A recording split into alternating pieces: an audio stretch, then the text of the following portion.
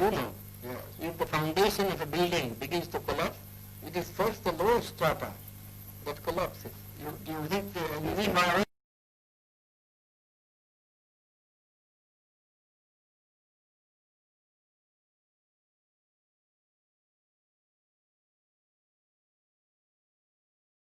विश्व के सभी मेरे साथियों को राजरत्न अम्बेडकर की ओर से जय भीम, नमो बुद्धाय।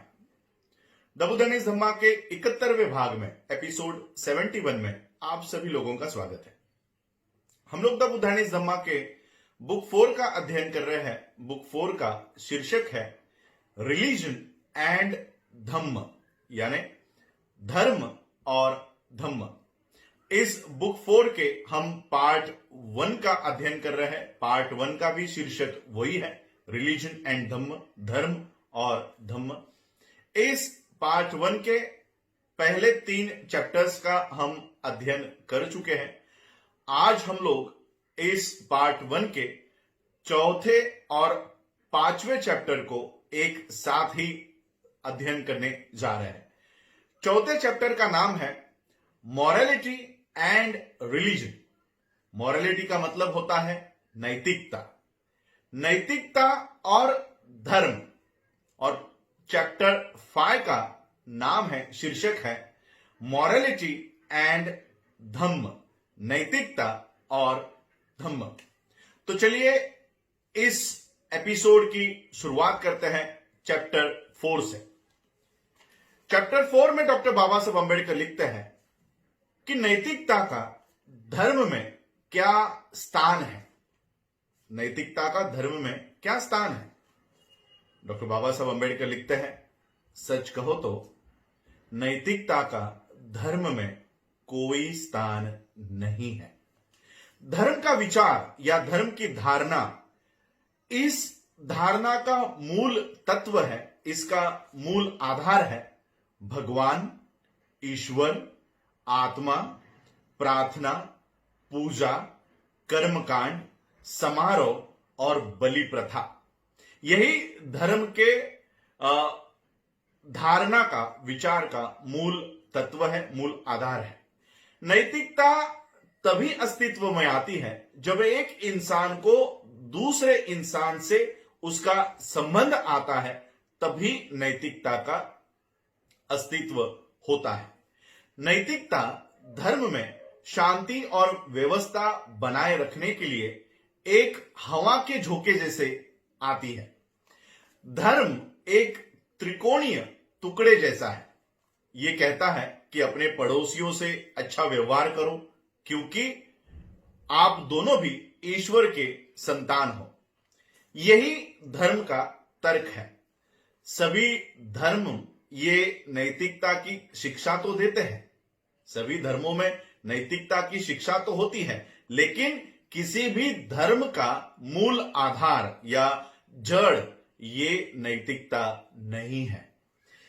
ये साथ में लगे हुए रेल के उस डिब्बे जैसा है जो अवसर के आवश्यकता के अनुसार, अवसर के आवश्यकता के अनुसार इसे साथ में जोड़ा जाता है, और जब आवश्यकता नहीं होती, अवसर की आवश्यकता नहीं होती, तब इसे निकाला जाता है।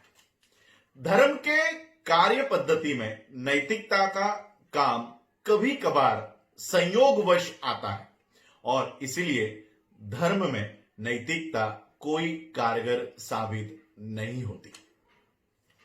यह था चैप्टर 4, मॉरलिटी एंड रिलीजन, नैतिकता और धर्म।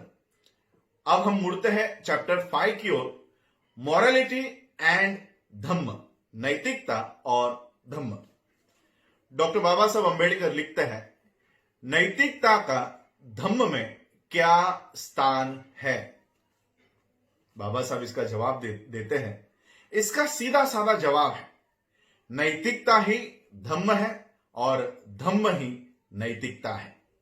आसान शब्दों में धम्म में नैतिकता का जो स्थान है वो भगवान, ईश्वर, इनका जो स्थान धर्मों में होता है, वही स्थान नैतिकता का धम्म में। हालांकि धम्म में कोई भगवान, ईश्वर नहीं होता। धम्म में प्रार्थना, तीर्थ यात्रा, धार्मिक संस्कार, कर्मकांड, रस्म, रिवाज, समारोह, बलि का कोई स्थान नहीं है। नैतिकता ही धम्म का सारांश है, नैतिकता ही धम्म का सार है। बिना नैतिकता के धम्म कुछ भी नहीं है।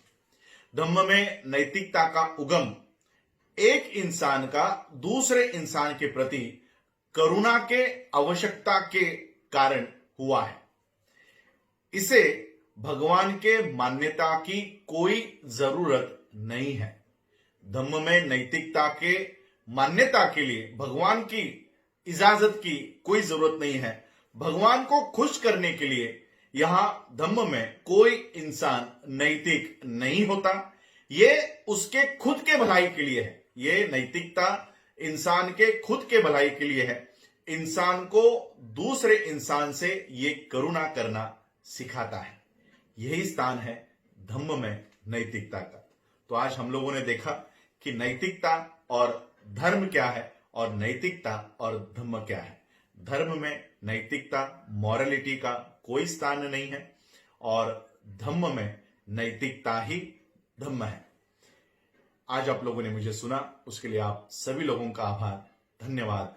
जय भीम, जय भारत, जय बुद्ध।